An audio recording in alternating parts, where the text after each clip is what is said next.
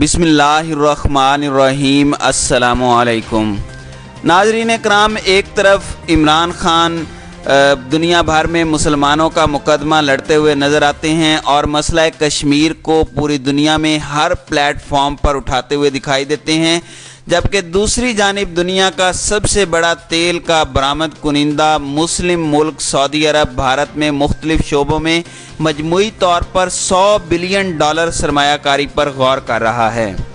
بھارت میں سعودی عرب کے سفیر ڈاکٹر سعود بن محمد الساتی نے کہا ہے کہ سعودی عرب کے لیے بھارت سرمایہ کاری کے لیے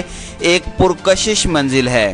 اور وہ نئی دہلی کے ساتھ تیل، گیس، مائننگ کے شعبے وغیرہ میں طویل شراکت داری پر نظریں جمائے ہوئے ہیں۔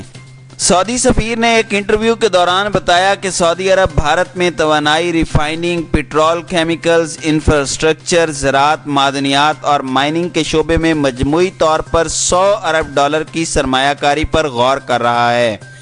ان کا کہنا تھا کہ سعودی عرب کی سب سے بڑی تیل کی کمپنی ارامکو کی ریلائنس انڈسٹریز لمیٹڈ کے ساتھ مجوزہ شراکت دونوں ممالک کے درمیان توانائی کے شعبے میں تعلقات کی نوعیت کی عکاسی کرتا ہے۔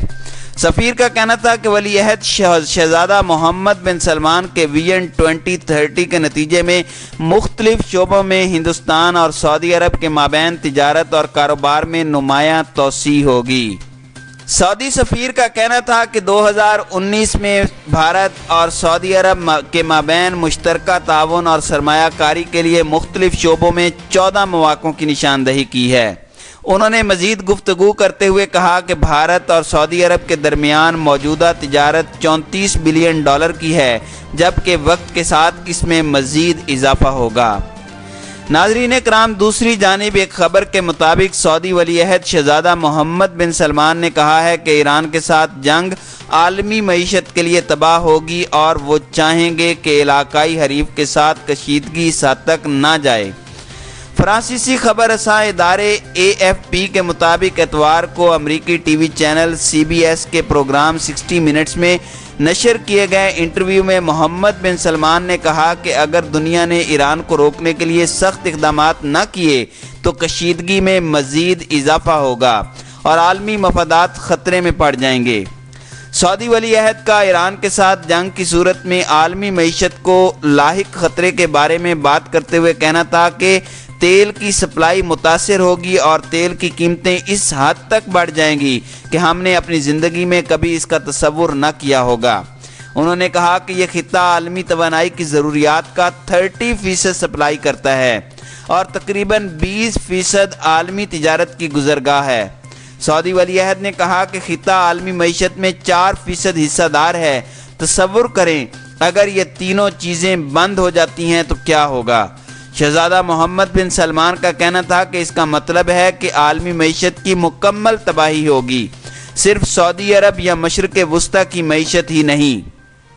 ناظرین کرام، سعودی عرب کے سفیر نے اپنے ملک کی جانب سے بھارت میں بھاری سرمایہ کاری کرنے کا عندیہ اس وقت ظاہر کیا ہے کہ جب اس کو سرمایہ کاری کی اشد ضرورت ہے، کیونکہ ملکی معیشت اس وقت ایک طرح سے بحرانی کیفیت سے دوچار ہے اور نریندر مودی حکومت کو اس حوالے سے حزب اختلاف کی جماعتیں سخت تنقید کا نشانہ بنا رہی ہیں۔